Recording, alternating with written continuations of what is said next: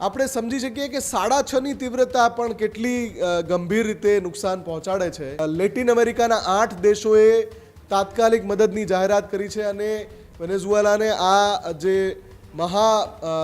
ભયાવહ સ્થિતિ પેદા થઈ છે એમાંથી બહાર કાઢવા માટે આખી દુનિયાની મદદની જરૂર પડશે, કેમ કે વેનેઝુએલામાં બેવડા ભૂકંપથી તબાહીનું તાંડવ જોવા મળી રહ્યું છે। એક સાથે 7થી વધુ તીવ્રતાના ભૂકંપથી તબાહીના દ્રશ્યો સર્જાયા છે। વેનેઝુએલાના અલગ અલગ વિસ્તારોની અંદર પણ હજારો લોકોના મોતના સમાચાર હાલ મળી રહ્યા છે। રેસ્ક્યુ ટીમ કાટમાળમાં દટાયેલા લોકોને બચાવવા માટેની કામગીરી જે છે, રાહતની કામગીરી જે છે તે અત્યારે શરૂ એમના દ્વારા કરી દેવામાં આવી રહી છે। હજુ સુધી તમે અમારી ચેનલને સબસ્ક્રાઇબ નથી કરી તો અત્યારે જ ન્યૂઝરૂમ ગુજરાતને સબસ્ક્રાઇબ કરો, ફેસબુક અને ઇન્સ્ટાગ્રામ પર ફોલો કરો।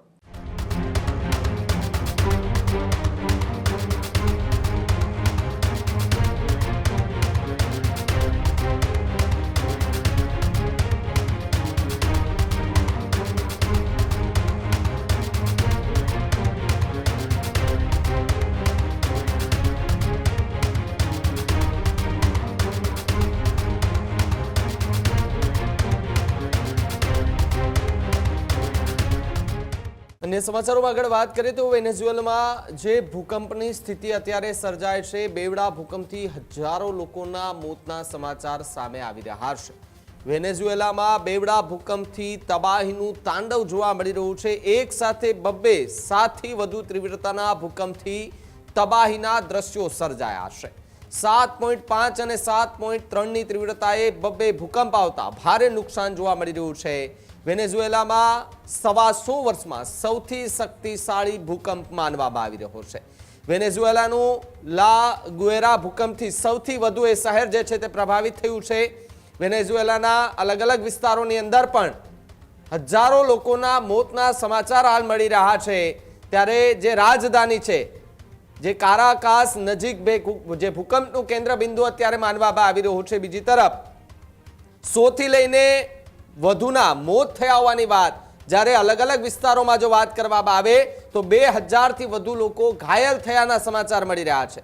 સાથે જ 10,000 લોકોના આખા શહેરની અંદર, વેનેઝુએલા આખું જે શહેર છે તેની અંદર જે નુકસાન થયું છે, જે બિલ્ડિંગો એકસાથે અથડાઈને પડી છે, જે ઘરોમાં લોકો રહેતા હતા એ આખા બિલ્ડિંગ જ્યારે ધ્વસ્ત થઈ ગયા અને આંકડાઓ જે સામે આવી રહ્યા છે ખૂબ જ ડરામણા સામે આવી રહ્યા છે। 10,000 લોકોના મોતની શંકા અત્યારે જોવા મળી રહી છે। રેસ્ક્યુ ટીમ કાટમાળમાં દટાયેલા લોકોને બચાવવા માટેની કામગીરી જે છે, રાહતની કામગીરી જે છે તે અત્યારે શરૂ એમના દ્વારા કરી દેવામાં આવી રહી છે। ત્યારે આખા વિસ્તારની અંદર અત્યારે તમે જુઓ અફરાતફરીનો માહોલ જોવા મળી રહ્યો છે। એક સાથે 2 ભૂકંપ આવતા આખું શહેર અત્યારે જે છે તે ધ્વસ્ત થતું દેખાઈ રહ્યું છે। મુફદ્દલ જોડાયા છે ફરી। મુફદ્દલ, વેનેઝુએલા માટે આ સૌથી મોટો અને ભયંકર દિવસ ગણાય, કારણ કે એક સાથે આવેલા 2 ભૂકંપે 10,000થી વધુ લોકોના જીવ લીધા છે। બિલકુલ ભાવિક, આ જે તબાહીનું તાંડવ છે અત્યારે એ ભૂકંપને હવે લગભગ 8થી 10 કલાક જેટલો સમય વીતી ચૂક્યો છે। દુનિયાભરના દેશોએ તૈયારી દર્શાવી છે વેનેઝુએલાને આપાતકાલીન સ્થિતિમાંથી બહાર કાઢવાની। અત્યારે રાષ્ટ્રીય એમરજન્સી પણ વેનેઝુએલામાં જાહેર કરવામાં આવી છે। લા ગુએરા જે વિસ્તાર છે એને ડિઝાસ્ટર ઝોન જાહેર કરવામાં આવ્યો છે। ત્યાં સૌથી વધારે તબાહીનો મંજર છે અને જે કારાકાસ જે વેનેઝુએલાની રાજધાની છે એની નજીક આનું કેન્દ્ર બિંદુ છે। સૌથી અલગ બાબત જે જોવા મળી કે 7.5ની રિક્ટર સ્કેલ પર જ્યારે તીવ્રતા હોય કોઈ ભૂકંપની તો પછી આફ્ટર શોક્સ આવતા હોય છે, પણ એટલી જ તીવ્રતાના 2 ભૂકંપ આવે થોડી મિનિટોમાં આવું ક્યારેય બન્યું નથી। અને જો એ બન્યું પણ હોય તો એની તીવ્રતા પહેલાં કરતાં ઘણી ઓછી હોય। એના બદલે આ બંને જે આંચકા આવ્યા એ 7થી વધુની તીવ્રતા સાથેના આંચકા આવ્યા। આપણે સમજી શકીએ કે 6.5ની તીવ્રતા પણ કેટલી ગંભીર રીતે નુકસાન પહોંચાડે છે।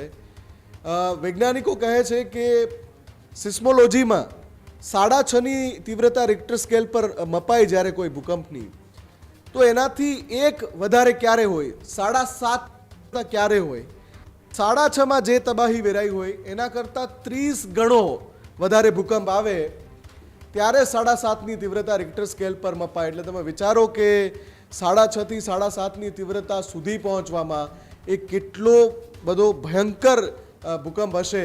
અને એવા બે ભૂકંપ બેક ટુ બેક વેનેઝુએલામાં આવ્યા. 7.5 અને 7.3ની તીવ્રતાના આ બે ભૂકંપ આવ્યા થોડા મિનિટના અંતરાલમાં. એટલે લા ગુએરા આખું વિસ્તાર છે, અનેક બિલ્ડિંગ જે જૂની હતી એ ધરાશાયી થઈ ગઈ છે. કેટલાક કાચા બાંધકામને ભારે વ્યાપક માત્રામાં નુકસાન છે. કાટમાળ નીચે હજારો લોકો દબાયેલા છે એવું અત્યારે ત્યાંની જે મીડિયા એજન્સી છે એ જાણ કરી રહી છે. જે આંકડો છે ત્યાંની સરકાર દ્વારા હજુ સત્તાવાર જાહેર નથી કરવામાં આવ્યું, પણ આંતરરાષ્ટ્રીય જે ન્યૂઝ એજન્સીઝ ત્યાં પહોંચી છે એમનું કહેવું છે કે 100થી વધારે મૃત્યુઆંક છે અત્યારે અને લગભગ 2000થી વધારે ઘાયલ લોકો છે. પણ મેં કહ્યું એમ કાટમાળમાં હજારો લોકો છે. રેસ્ક્યુ ટીમ હજુ પહોંચી છે, રેસ્ક્યુ ઓપરેશન શરૂ કર્યું છે.